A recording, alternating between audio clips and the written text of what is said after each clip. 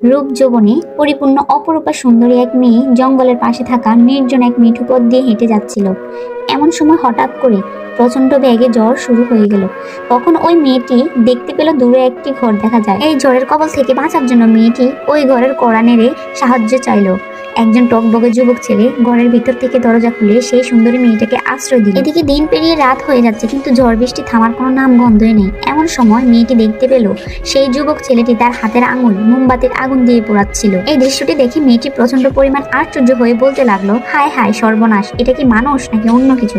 পরের দিন সকালে মেয়েটি তার বাবার কাছে গিয়ে সব ঘটনা খুলে বলল, কাল রাতে তার সাথে কি কি হয়েছিল। তখন সেই মেয়েটির পিতা ছেলেটিকে এসে জিজ্ঞেস করলো, বাবা, গতকাল রাতে মোমবাতির আগুনে তোমার হাতের আঙুল কেন পুড়িয়েছিলে?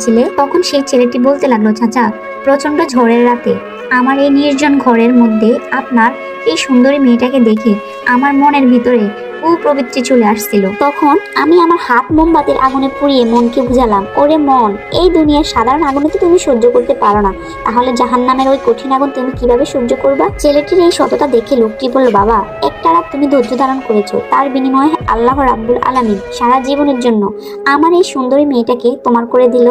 আজই আমি আমার এই সুন্দরী মেয়েটাকে তোমার সাথে বিয়ে দেব, কারণ তোমার মতো সৎ ব্যক্তি খুঁজে পাওয়া এই দুনিয়াতে দুষ্কর।